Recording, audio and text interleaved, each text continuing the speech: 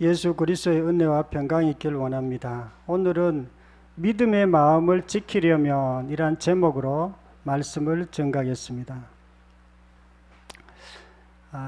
지난주에 하나님을 믿는 자를 기뻐하신다고 했습니다.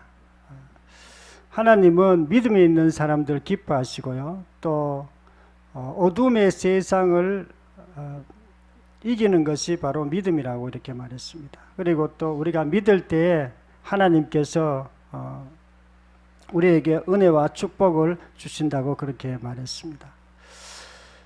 믿음의 마음은 세상의 마음과 많이 다릅니다. 그래서 우리가 오늘 우리 간증에서 본 것처럼 세상의 마음을 가지면 특징이 있는데 계속 다른 사람이 신경이 쓰여요. 주변 환경이 계속 신경이 쓰입니다. 그런데 믿음의 마음을 가지면 우리가 예수님에게 집중하게 되고 또 말씀을 우리가 잘 듣게 되고 또 예수님께서 십자가에서 죽으시고 마지막에 다 이루었다는 그 말씀들이 믿어지는 것이 믿음의 마음입니다. 그래서 우리가 그 믿음의 마음이 없으면 반대가 돼요. 모든 것이 너무 힘들어요. 주변 사람들의 조금만 이상한 말을 해도 그게 힘들고 또 주변에 우리가 약간만 어려운 일이 있어도 그것 때문에 꼭 죽을 것만 같고 그렇습니다. 그러나 우리가 믿음의 마음을 가질 때에 어떤 말을 하든지 사람이나 또 우리의 어떤 환경에 따라서 우리가 반응하는 자가 아니라 또 우리가 예수님으로 반응하는 자가 되어집니다. 믿음은 바라는 것들의 실상이요 라고 이렇게 말씀하고 있습니다. 실상을 바라는 것, 실상을 잡는 것, 이것이 믿음입니다. 그러나 오늘 우리 간증에 있던 그 분은 믿음을 붙잡는 것이 아니라 실상을 붙잡는 것이 아니라 환경에 내 생각대로 또 내 느낌대로 살았던 분입니다. 그래서 오늘 말씀을 통해서 우리가 믿음의 마음을 잘 지키고 살아계신 하나님을 어떻게 경험할 수 있는지 듣고자 합니다. 첫 번째로 아무것도 염려하지 말라 그렇게 말씀하고 있습니다. 빌립보서 4장 6절 말씀 한 목소리를 읽겠습니다. 시작. 아무것도 염려하지 말고. 하나님께서는 우리에게 아무것도 염려하지 말라고 이렇게 얘기했습니다.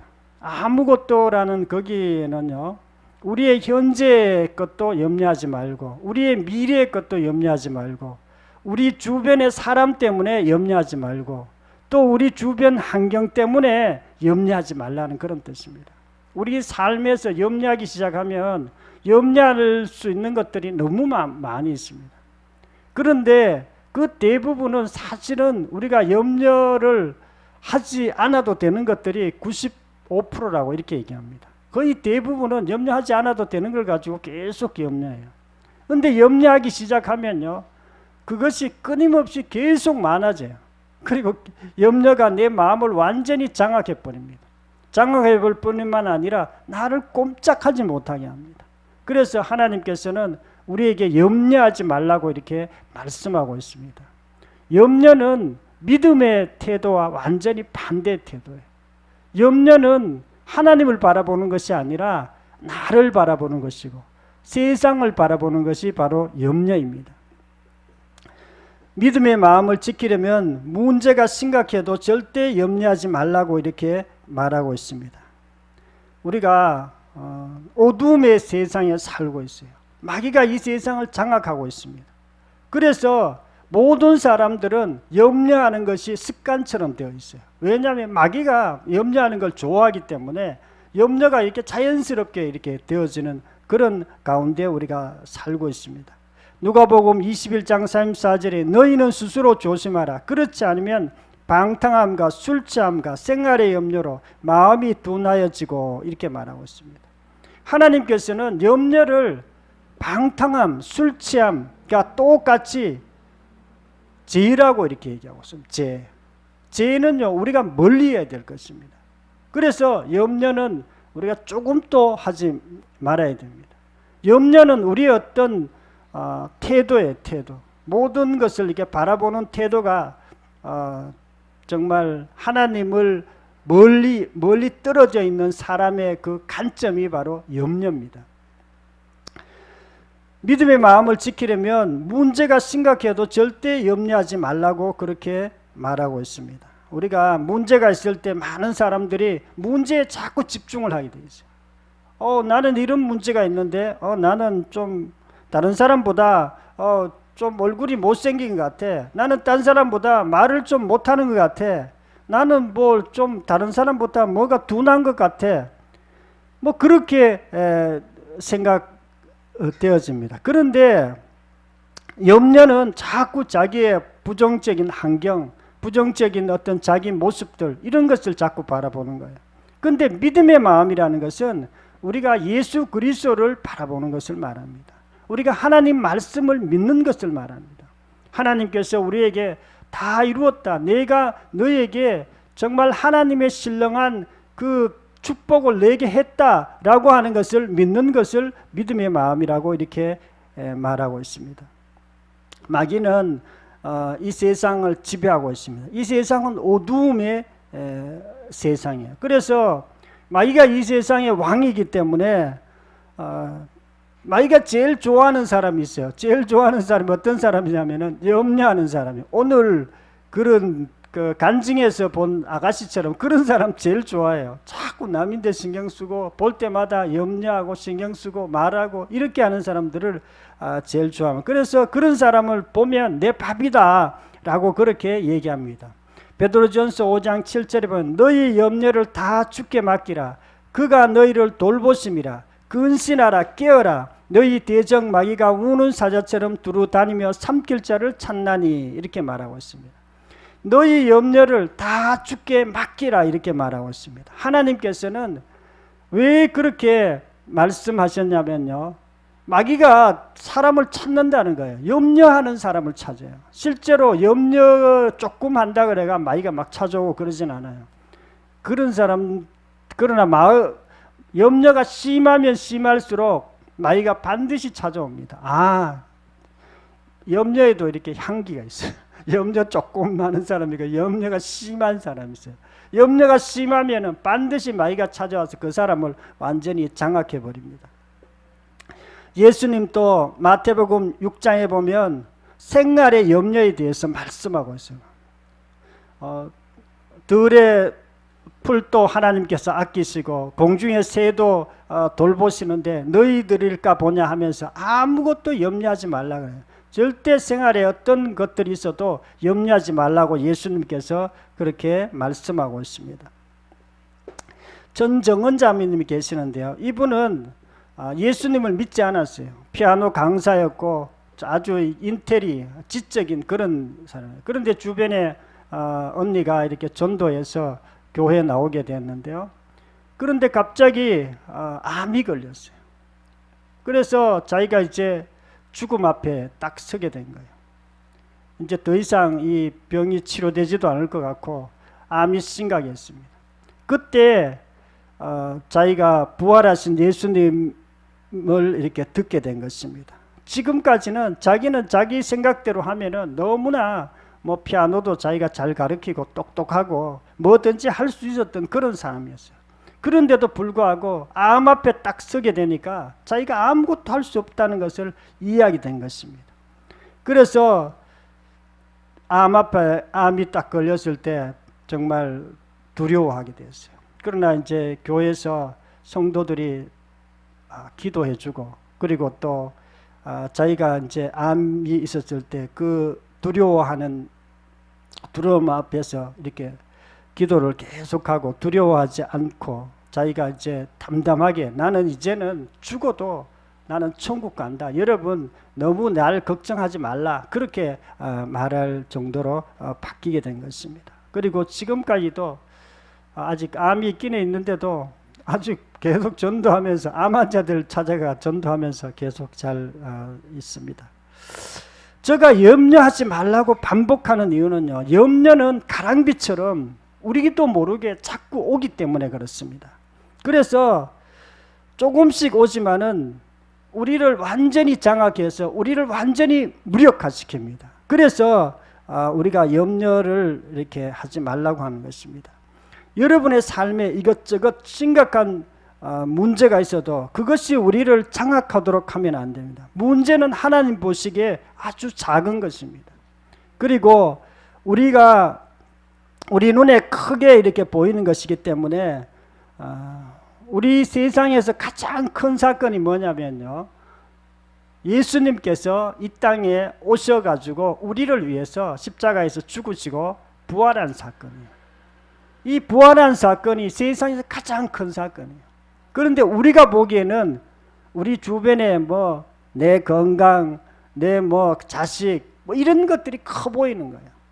그래서 우리가 부활하신 예수님을 바라볼 때 우리가 그런 것들을 이겨나갈 수 있습니다. 문제가 심각해도 조금도 염려하지 말고 믿음을 지키기를 축원합니다.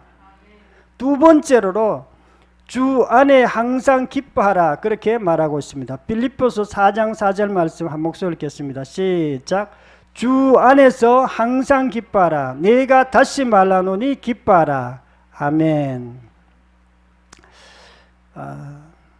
사도 바울은 항상 기뻐하라, 그리고 또 기뻐하라 이렇게 계속 강조하는 이유는요, 이 말씀이 너무나 중요하기 때문에 그렇습니다. 기독교인의 어떤 태도로서 굉장히 중요하기 때문에 이것을 항상 기뻐하라고 이렇게 말하고 있습니다. 이것은 우리가 때로는 우리의 삶 가운데 웃을 수 없는 상황이 있습니다. 도저히 웃음이 나오지 않는 그런 상황 가운데서도 너희들이 항상 기뻐하라 그렇게 말하는 것입니다. 우리가 웃을 때만 웃는 것은요, 세상 사람들도 웃을 수 있는 그런 여유 있는 상황 가운데 누구든지 다 웃습니다. 그러나 예수님을 믿는 사람들은, 특별히 예수님을 주인으로 믿는 사람들은 웃을 수 없는 상황이 있습니다. 거기에 대해서도 너희들이 웃으라고 이렇게 말하고 있습니다. 믿음의 마음을 지키려면요, 웃을 수 없는 상황에도 항상 기뻐하라고 그렇게 말씀하고 있습니다. 저는 처음 예수 믿었을 때 심각한 문제가 있었어요. 저희 마음에 문제가 있었어요. 그리고 우리 가정에 문제가 있었습니다. 그리고 대인관계에 어떤 문제가 있었어요. 웃을 수가 없었어요. 내가 내 자신을 봐도, 내 환경을 봐도, 어떤 것을 봐도 웃을 수가 없었어요. 늘 인상 쓰고 있고 조금만 뭐 그러면 하여튼 막 신경 쓰고 그렇게 했던 사람. 그런데 성경을 보니까 항상 기뻐하라고 이렇게 말씀하시는 거예요. 그래서 그 말씀을 계속 외워가면서 이제 항상 기뻐하려고 애썼던 그런 시간들이 있었습니다. 그런데 항상 기뻐하려고 애쓰자 기쁨이 내 마음에 조금씩 들어오기 시작했고, 그런 어떤 염려되는 그런 내 마음이라든지 내 환경이라든지 내 가족이라든지 이런 것들이 점차적으로 없어지기 시작했습니다. 빌립보서 4장 5절에 너희 간용을 모든 사람에게 알게 하라. 우리가 너희 간용을 모든 사람에게, 우리가 항상 기뻐하는 것 중에 또 하나는요, 사람에 대해서도 기뻐해야 됩니다. 여기서 간용해란 말은 누구에 대해서 간용해라는 뜻이냐면 나를 핍박하는 사람에 대해서도 간용하라는 뜻이에요. 원수 같은 사람에게도 간용하라는 그런 뜻입니다. 우리가 그것이 잘 되지 않습니다. 주변에 원수 같은 사람이 있습니다. 때로는 나의 마음을 콕 집어가지고 나를 힘들게 하는 사람이 있습니다. 그런데도 그런 사람에게도 간용하라고 그렇게 말씀하고 있습니다. 간용이라는 것은요, 정말 우리가 간용할 수 없는 사람들이 있습니다. 늘 이렇게 정말 힘들게 하는 사람이 있어요. 저도 힘들게 하는 사람이 있었어요. 저희 형님이 나를 힘들게 했어요. 우리 형님이 교회 다니는 거 너무 싫어하는 거예요. 내가 교회 다니기 전에는 형님이 굉장히 저를 좋아했어요. 뭐 군에 있을 때도 내인데 찾아와 가지고 뭐 이렇게 하여튼 하고 뭐 이렇게 아주 동생들 끔찍이 잘 이렇게 섬겼는데, 교회에 나오고 때는 아주 싫어하는 거예요. 아주 독실한 불교 신자였어요, 우리 형님은. 그래서 저도 뭐 아이고 뭐 형 그래도 나도 그냥 뭐 그냥 약간 무시하고 그렇게 했어요. 뭐 형님은 형님이고 나도 예수 믿는 게 난 너무 좋으니까 난 열심히 믿겠다 이렇게 했어요. 근데 그게 풀리지를 않는 거예요. 근데 어느 순간에 제가 형님을 용서하기 시작했어요. 왜 용서했냐면 저는 용서할 수 있으면 내가 용서하려고 이렇게 생각한 거예요. 근데 형님은 내인데 용서할 수 있는 그런 말을 한 적이 별로 없어요. 늘 기독교를 이렇게 싫어했기 때문에. 그런데 이제 아가페 사랑을 제가 알게 된 거예요. 하나님께서 우리를 사랑하신 것은 하나님이 이 땅에 사람으로 오셔가지고 죄인을 위해서 희생하신 사건이에요. 그것이 사랑입니다. 하나님께서 우리에게 말씀하실 때 너희들도 남을 사랑할 때 원수 같은 사람들도 사랑하라고 이렇게 말씀하신 거예요. 그래서 이제 형님에 대해서 좀 마음을 좀 넓게 가졌어요. 형님이 내인데 원수같이 그런 말을 해도 내가 좀 너그럽게 가져야 되겠구나. 그리고 이제 너그럽게 가지고 뭐 가끔씩 뭐 이렇게 문자로 얘기하거나 이렇게 전화로 얘기할 때 제가 이제 그런 어떤 마음의 태도를 보였어요. 보이려고 보인 게 아니라 속으로만 그냥 형님에 대해서 좀 간용하는 마음을 가졌었는데 말하거나 문자에 그것이 보이지 않게 계속 반복해가 나가게 된 거예요. 그런데 어느 순간에 형님도 저에 대해서 굉장히 간용적 태도를 취하는 거예요. 그리고 요즘에는 뭐 이렇게 어려운 거 있으면 뭐 내인데 이렇게 같이 이렇게 의논하고 뭐 굉장히 이렇게 관계가 바뀌었습니다. 그래서 요즘은 이제 관계가 많이 좋아졌기 때문에 형인데 이제 복음에 대해서도 이렇게 얘기하고 해도 형이 그냥 받아들여요. 아직까지는 믿지는 않지만 복음에 대해서 제가 이렇게 잘 얘기할 수 있고 또 형이 또 잘 받아들일 수 있는 그런 상태가 되었습니다. 내 중심적인 사람은요, 우리가 항상 기뻐할 수 없습니다. 예수님이 주인이 되어야 우리가 기뻐할 수 있습니다. 사도 바울도 자기가 정말 어려울 때도 이렇게 기뻐했어요. 뭐 쉬울 때는 뭐 기뻐했지만은 감옥에 있을 때도 너희들이 항상 기뻐하라 이렇게 편지도 하고 자기도 실제로 마음을 이렇게 감옥에 있으면서도 여유로운 마음을 가지고 이렇게 했던 것이 사도 바울입니다. 우리가 항상 우리가 기쁠 때 우리가 믿음의 마음을 지키는 것입니다. 빌립보 교회도 문제가 있었어요. 서로 이렇게 유오디아 순두개가 서로 막 싸우고 교회가 막 분란스러웠어요. 그런데도 불구하고 사도 바울이 너희들이 항상 기뻐하라고 이렇게 말한 것입니다. 여러분 가까이 있는 사람들 중에 조금만 기분 나쁘면 인상 쓰는 사람이 좋습니까? 항상 웃으며 있는 사람이 좋습니까? 당연히 항상 웃으며 있는 사람이 좋습니다. 그런데 하나님도 마찬가지예요. 우리가 정말 어려운 일들이 있어도 항상 웃으면서 기뻐하는 사람을 하나님께서 좋아하십니다. 우리가 한 9년 전인가 대구에 포항에서 일로 이사를 와서 이제 집사람이 이제 직장을 이렇게 다니고 있었는데요. 처음 적응 게 힘들었어요. 막 스트레스도 받고. 그때 이제 대상포진이 왔습니다. 집사람이 대상포진이가 너무 스트레스가 힘드는데 차를 타고 가는데 하나님께서 집사람에게 이렇게 얘기했어요. 항상 기뻐하라, 쉬지 말고 기도하라, 범사에 감사하라, 이를 실행하라 이렇게 말한 거예요. 그래서 이제 그 다음부터 어려운 일이 있는데도 불구하고 항상 즐겁게 항상 감사하는 마음으로 살려고 애썼던 걸 생각이 납니다. 그러자 그 여러 가지 처음에 이렇게 환경을 적응하는데 어려운 것들이 점차 이렇게 사라지게 된 것입니다. 웃을 수 없는 상황에도 항상 기뻐함으로 믿음의 마음을 지키기를 축원합니다.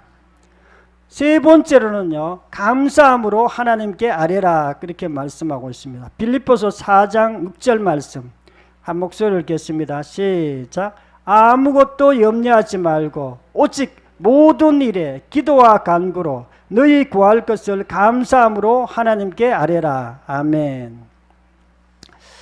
하나님께서는요, 너희가 아무것도 염려하지 말고 어려운 일이 있으면 기도와 간구로 하나님께 아뢰라 이렇게 말하고 있습니다. 기도란 말은 일반적으로 우리가 하나님께 필요한 것이 있으면 기도하는 것을 말하는 것이고요. 간구는 우리가 특별한 기도를 얘기하는 거예요. 아주 간절히 기도하는 것.